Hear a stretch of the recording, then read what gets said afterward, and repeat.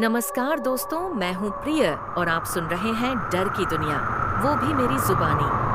दोस्तों, आज की हमारी कहानी है हिमाचल के छोटे से कस्बे मंडी के रहने वाले अर्पण जी की। अर्पण जी की उम्र है 35 साल और पेशे से वो एक टूरिस्ट बस ड्राइवर है। ये किस्सा उस रात का है जब अर्पण जी शिमला से किन्नौर तक यात्रियों को लेकर निकले थे, लेकिन बर्फबारी और रोड ब्लॉक की वजह से उन्हें एक ऐसे पुराने रूट से जाना पड़ा जहां जाने से हर ड्राइवर कतराता है। और उस रूट पर जो उन्होंने देखा, उसने उनकी जिंदगी हमेशा के लिए बदल दी। तो चलिए, बिना समय गंवाए सुनते हैं ये कहानी अर्पण जी के ही पॉइंट ऑफ व्यू से। लेकिन दोस्तों, हेडफोन लगाना मत भूलिएगा, क्योंकि इस बार डर आपकी हड्डियों में उतर जाएगा। मेरा नाम अर्पण है। उम्र 35 साल और पिछले 12 साल से बस ड्राइविंग कर रहा हूं। हिमाचल के पहाड़ों में गाड़ियां चलाना वैसे भी आसान काम नहीं, लेकिन मैंने बरसों से इन टेढ़े मेढ़े रास्तों पर हाथ जमा लिया है। उस दिन जनवरी की ठंडी शाम थी।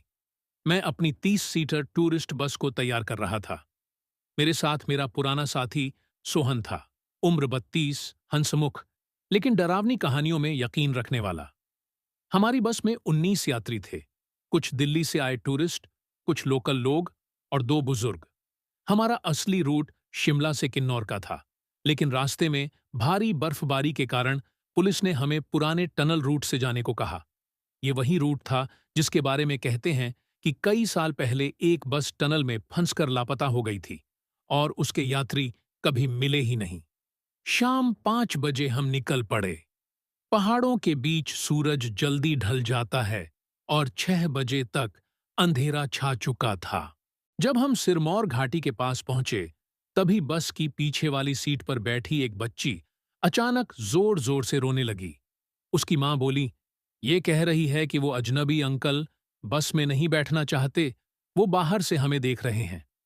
मैंने शीशे में झांका, लेकिन बाहर सिर्फ बर्फीली हवा थी, कोई इंसान नहीं। सोहन ने मेरी तरफ देखा और आंखों से इशारा किया, कुछ ठीक नहीं है। करीब रात के 8 बजे हम उस पुराने टनल के मुहाने पर पहुंचे। चारों तरफ बर्फ थी और इतनी ठंड कि सांस भी धुएं जैसी दिख रही थी। जैसे ही बस ने टनल में एंट्री की, अजीब सा सन्नाटा छा गया। न हवा, न इंजन की घर्राहट, बस एक अजीब गूंज, जैसे कोई धीरे धीरे मंत्र पढ़ रहा हो। बीच टनल में अचानक बस झटका खाकर रुक गई। लाइट्स बुझ गईं। मैंने स्टार्ट करने की कोशिश की, लेकिन चाबी घुमाते ही बस के रेडियो से खुद खुद पुराना पहाड़ी भजन बजने लगा, टूटा फूटा, जैसे कोई बहुत दूर से गा रहा हो। सोहन ने घबरा कर कहा, अर्पण भाई, ये जगह सही नहीं है। अचानक टनल के बीचों बीच बस की हेडलाइट टिमटिमाई और रोशनी में एक बूढ़ा साधु दिखा।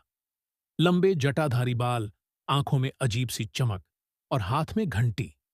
वो धीमे कदमों से हमारी तरफ आने लगा। मैं बस स्टार्ट करने की कोशिश करता रहा, लेकिन गाड़ी जैसे जमी हुई थी।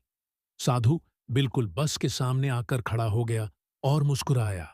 फिर उसने कहा, तुम उसी रास्ते पर हो जहां से कोई वापस नहीं जाता। उसकी आवाज सुनकर पूरे शरीर में ठंड उतर गई।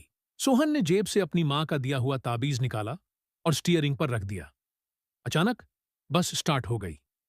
मैंने बिना पीछे देखे एक्सेलरेटर दबा दिया, लेकिन जैसे ही टनल खत्म हुई, सामने सड़क नहीं थी, बल्कि गहरी खाई और नीचे टिमटिमाती आग के गोले, जैसे नीचे कोई परलोक हो। मैंने ब्रेक मारा और तभी पीछे से वही साधु की आवाज आई, तुम्हारा ठिकाना यहीं है। सोहन चिल्लाया, मंत्र पढ़ो अर्पण भाई। हम दोनों जोर जोर से एयूएम नमः शिवाय दोहराने लगे। अचानक आंखों के सामने सब धुंधला हो गया और फिर हम असली सड़क पर थे, जैसे कुछ हुआ ही ना हो। हम अगले गांव में रुककर सांस ली। यात्री चुप थे, कोई कुछ बोल नहीं रहा था। उस दिन के बाद मैंने उस पुराने टनल रूट पर कभी बस नहीं चलाई और आज तक जब भी वहां से कोई गुजरता है, कहते हैं रात में घंटी की आवाज गूंजती है, जैसे कोई इंतजार कर रहा हो।